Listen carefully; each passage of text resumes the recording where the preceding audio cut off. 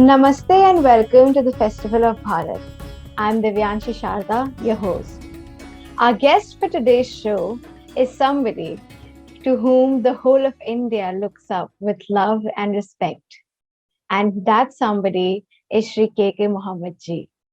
Shri K.K. Muhammad ji, who requires no introduction, is an Indian archaeologist, and he was the regional director of the northern sector of the Archaeological Survey of India. He was honored with India's fourth highest civilian honor, Padma Shri, in 2019 by President Ramnath Kovind. He was also part of the historic Ram Mandir excavation team and has actively worked in restoring numerous historical monuments to their former glory. Muhammad ji, namaste and welcome to our show. Thank you so much. Thank you so much. We are truly honored to have you on our platform, Muhammad ji. Surely welcome, please. Dhanyavad. So, sir, my first question to you is that something that I think all our viewers would be having in their minds, and that being that you were part of the 1976 excavation of the Babri Masjid Ram Mandir, a project which was led by Sri B.B. Lal. What can you tell us about this wonderful project that you were involved in to educate our viewers? Yes, it was the project was led by Professor B.B. Lal, and it was in the year 1976-77. We had gone for the excavations at Ayodhya. So at that time, these issues, that is the Temple Mandir Masjid issue, it was not a very big issue at that time. And our object was also to see the cultural sequence of the place. And it had nothing to do with whether it was a temple before the mosque or anything of that kind. So what we do is during our exploration, that is just before the excavation, we go all around, explore the area so that you can contextualize the archaeological excavation. So as part of this one, we went to the mosque also.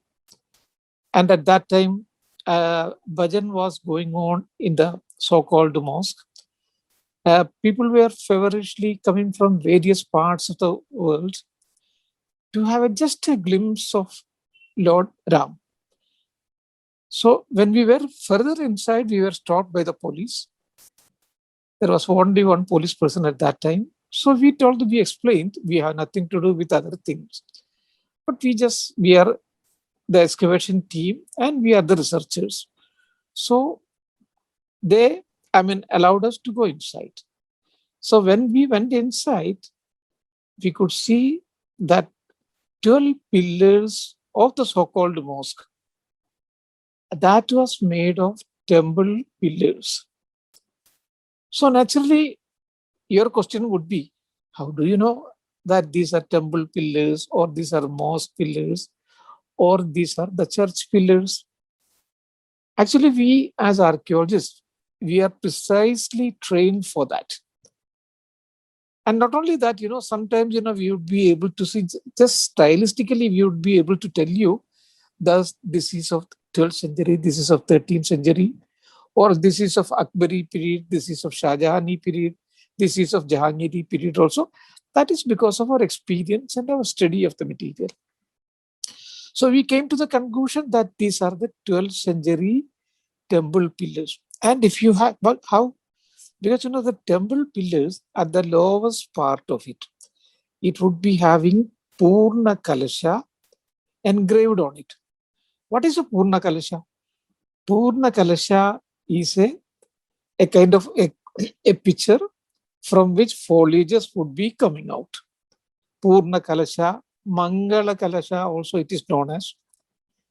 And if you go to any of these temples of 12th century and 13, 14, you will be finding this in North India and in various parts. Purna Mada, Purna Midam, Purnartha, Purna Mudachyade. So that is Purna Kalasha. And if you have any doubt, you can go to Qutub Minar, just by the side of Qutub Minar. There is a Quwwatul Islam Masjid. Similarly, temples have been destroyed and they have been reconstructed as mosques, where you can see a number of Purna Kalashas. Not only Purna Kalashas, there you can see a number of the idols also of gods, goddesses. Ganesha is there, Shiva is there, Vishnu is there, and the number of gods and goddesses. So certain things have happened in history and archaeology, which of course you cannot deny. You should not refuse it also. So we came to the conclusion that these were the temple parts. That was number one. And number two, it was not our discovery also, because when it was well known earlier also. Many of the foreign travelers, Jesuit travelers means the Christian travelers, English people, Irish people who had come to India, they have also recorded it. So that was one part. And then Professor B. Bilal excavated the western part of outside the western part of the temple.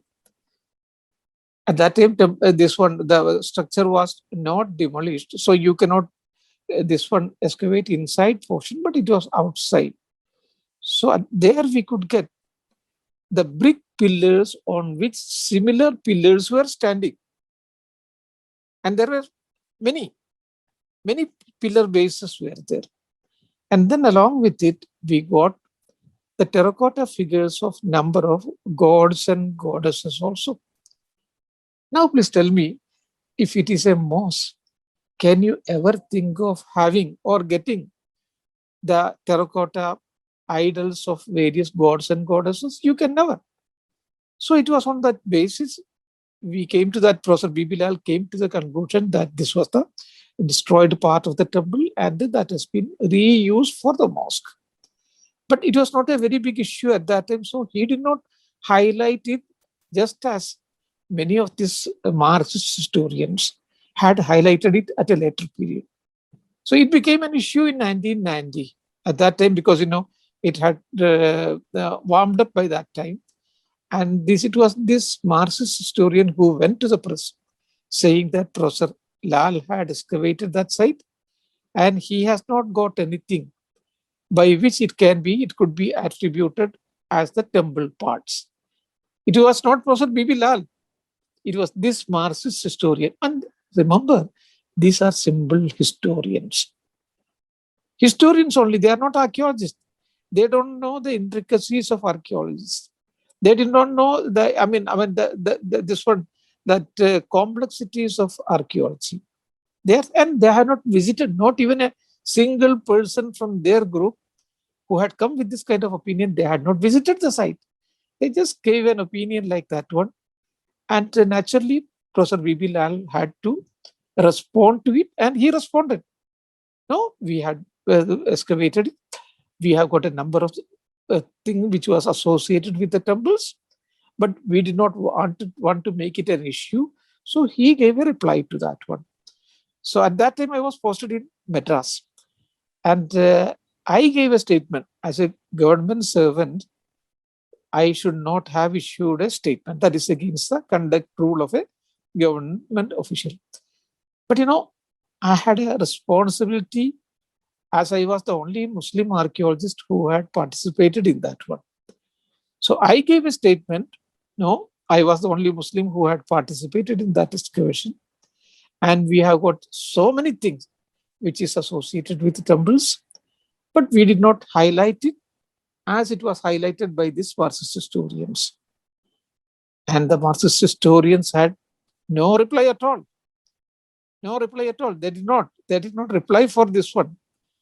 And then it became, later on, because at that time there was another historian, Professor I. Mahadevan. He said one group of people says, no, there was no temple, this one remains. And others say, no, there are temple remains.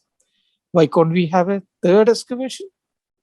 And that third excavation was conducted by Professor Dr. B.R. Mani. B.R. Mani is, the former Director General of National Museum, and he is the former Additional Director of Archaeological Survey of India also, and a very seasoned archaeologist. So when we said it, it was only 12 pillars, remember. And when Professor Dr. Mani excavated it, more than 50 pillar bases were excavated. More than 50 pillar bases in 17 rows were excavated, proving that it was not simply an ordinary temple, it was a huge temple. It was a huge temple. So that was the first part of our excavation research. That's wonderful, sir, to know that such a magnificent and such a big and sprawling temple existed in that location, which we don't see today in the 21st century is so shocking, because what everything, unfortunately, that we have been told about history, about Indian history, has been so detached from actual reality and facts. So even when we at school study about the temples of North India, we don't really study in our syllabus that there was a temple that existed prior to a mosque being constructed there. So thank you so much for explaining this to us.